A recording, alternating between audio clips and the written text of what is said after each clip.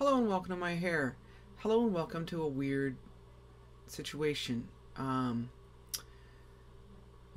let me backtrack a little bit. Here's the situation, and you decide if it's weird or not. There's a not a website. There's a channel here on YouTube called Ask Obama. It'll redirect you to Worldview, but it is, if you typed YouTube/Ask Obama, it'll take you there. And basically, you have an opportunity to ask Obama a question, and then everybody gets to read all these questions or watch these videos if you do it in a video format and vote it up or down. And the ones with the most votes, supposedly Obama is going to answer on January 27th, 2 days after his State of the Union. I'm not sure why that matters, but that's how it's being touted. Now, I know this is legit because I follow YouTube on Twitter, and they're the ones that twittered about it, and that's how I found out about it. So it's a legitimate Google thing. It's being done by Google. Okay, so I got that Twitter earlier today, and I thought, well, what if I could ask the president one thing? What would I ask? I'm putting some lotion on my hands, in case you're wondering. What would I want to know, or what would I want to say, or whatever? And I was kind of blank, and I thought, oh well, that's kind of amazing that I can't think of anything. And then I was listening to Rosie O'Donnell, and she was talking to the the author, the writer, whatever, for a documentary called Gasland, and I have seen that, and so I knew what it was about, and so I was very interested in listening to it. Anyway, so he was on talking about it and talking about how a lot of these atrocities are still going on, and as a matter of fact, some of the people that were originally in his documentary he can no longer use and can't credit and can't get information from them because the particular drilling company that they're dealing with is supplying them with these things called water buffaloes, which are like water tanks that are either in the garage or in their backyard, and they keep it full of fresh water for them to use because their drinking water has been ruined. Typically, their water table has been ruined, and this is the truth. This is absolutely the truth, and it gets much worse than that. But anyway, these companies have come in and said, we will no longer give you this water if you continue to talk about it. So they had to sign non-disclosure agreements. And here's the problem. They have them over a barrel because they can't sell their land. It's worthless. And they can't move because they can't afford to buy a house with a mortgage payment somewhere else. So basically, they're stuck, and it's bad. It's really, really bad. When I get done with this rantish vlog, I will put up some links for information regarding the documentary Gasland and regarding oil fracking, which is what I'm talking about. I don't know if I mentioned that. I'm sorry. Sometimes I forget you don't know the whole story. Anyway, this is about hydraulic oil fracking. Blah. And so long story longer, I went over on this site and I posted a text question, which was something to the effect of, oil fracking's making people sick. It is, at the moment, there's a loophole that Dick Cheney, I know that's going to surprise you, the previous CEO of Halliburton, who, by the way, is well up all in this crap. I'll probably be killed tomorrow. If I am, I didn't kill myself. I would never kill myself. Anyway,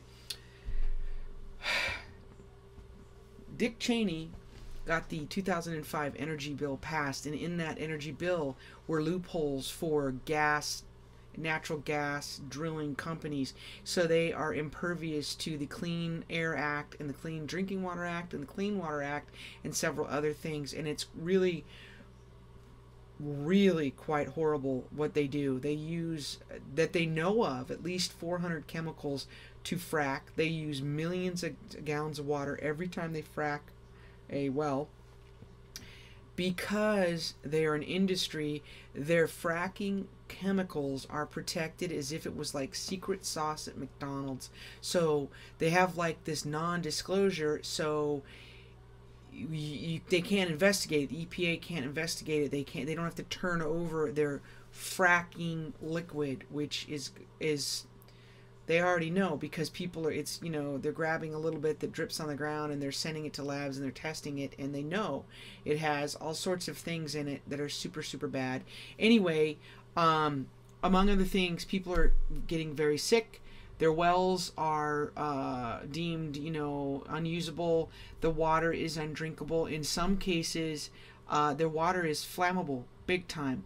They can turn on their kitchen sink, use a lighter, and it becomes a blowtorch coming out of their sink. It's horrible. You can find all of this in the links, and I'll show you this, okay? But it's also making people sick. And there's documented cases where they said fine, and they took out the water. They poured water out of their tap, took it out to these oil people, and said, if my water is safe to drink, go ahead, drink it. And they wouldn't do it. But I think we know this. And here's the scary thing, guys. It's starting to spread. It's been in Colorado and Texas and Arkansas, and it's in Pennsylvania, and it's spreading in New York, and it's going to grow. And there's a map that will show you quite a lot of shale deposits in the United States, that these things can branch out right now while they are under the law. They're in the loophole. So it's serious. It's very serious. It isn't personally affecting me. Maybe eventually. I don't know. I'm pretty sure I'm not even near the shale. I think it's above where I live in Lesbos. But it's affecting people. It could affect you. You may not even know that you're right in the middle of it. So, long story longer than ever, I put this question up, and it is promptly destroyed by voting. I even posted on my Facebook page, and a couple others post it, and I get, a few 20, maybe 20, likes. But for every like, there's 10 dislikes. Right now, the current voting on my text comment are 36 likes to 120 dislikes. And it happened super fast, right? So I was upset. I was like, I can't imagine anybody would vote against it. I'm not necessarily expecting anybody to vote for it that doesn't really understand how bad this is and how bad this could be. But to vote against it, I was just kind of stunned, and I was watching it, and I pondered that. And so I came home, and I'm going to attach it to this one. I made a 23-second video asking Mr. Obama about it, because I thought, well, fine, I'll just do a video.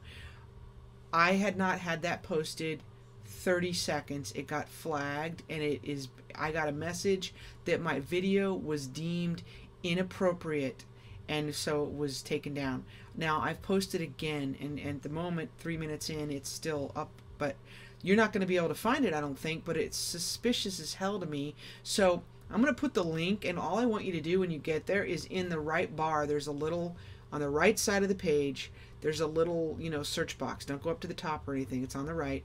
Search just oil. Don't write fracking, because it'll probably just bring up my comment.